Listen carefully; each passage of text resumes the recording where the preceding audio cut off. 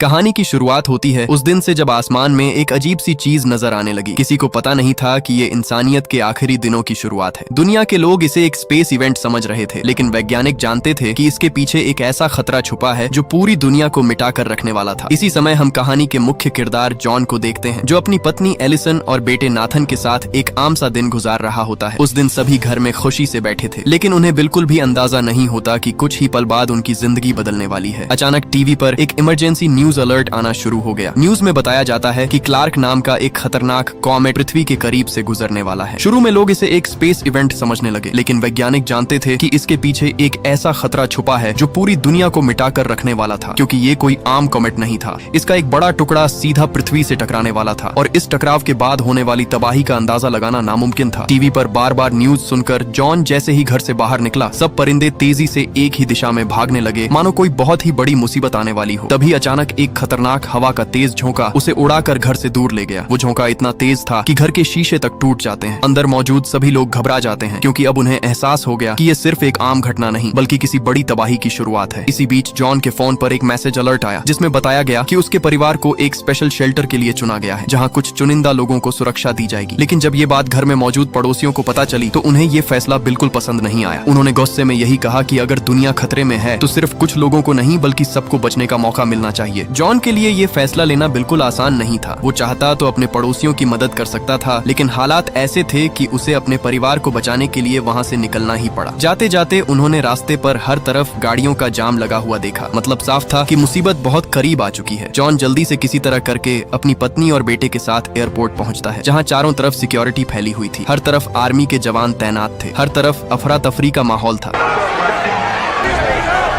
मुसीबत से बचने के लिए हर कोई शेल्टर की तरफ जाना चाहता था, मगर अंदर सिर्फ उन्हीं लोगों को जाने दिया जा रहा था जिन्हें शेल्टर के लिए चुना गया था। जॉन किसी तरह अपने परिवार के साथ अंदर पहुंच गया, लेकिन मुश्किल अभी खत्म नहीं हुई। उन्होंने जैसे ही अपना बैग खोला तो उसके अंदर नाथन की इंसुलिन की दवा गायब थी, जो गाड़ी के अंदर ही रह गई थी। दरअसल नाथन एक डायबिटिक पेशेंट था और उसके लिए इंसुलिन बहुत जरूरी थी। उसने अपनी पत्नी से कहा कि वो नाथन के साथ प्लेन में चली जाए और वो खुद जल्दी से दवा लेकर वापस आ जाएगा, लेकिन जॉन की पत्नी उसके बिना प्लेन में बैठने से मना कर देती है। उसने एक आर्मी ऑफिसर को बताया कि उसका पति उसके बेटे की दवा लेने गया है और वो दोनों उसका इंतजार करना चाहते हैं, लेकिन यहीं उससे एक बड़ी गलती हो जाती है। आर्मी के नियमों के मुताबिक किसी भी पेशेंट को शेल्टर के अंदर ले जाने की इजाजत नहीं थी। इसी वजह से आर्मी वाले जॉन की पत्नी और नाथन को अपने साथ वहां से कंट्रोल रूम में ले आए, जहां कंट्रोल रूम की इंचार्ज एक औरत मौजूद थी। उसने उन्हें प्लेन के अंदर बैठने से साफ मना कर दिया और कहा कि अब आप शेल्टर की तरफ नहीं जा सकते। कुछ देर बाद जॉन दवा लेकर वापस एयरपोर्ट पहुंच गया, मगर अब न उसे अपनी पत्नी दिखाई दी और न ही नाथन। घबराकर वो प्लेन के अंदर घुस गया और हर तरफ अंधों की तरह उन्हें ढूंढने लगा, मगर बदकिस्मती से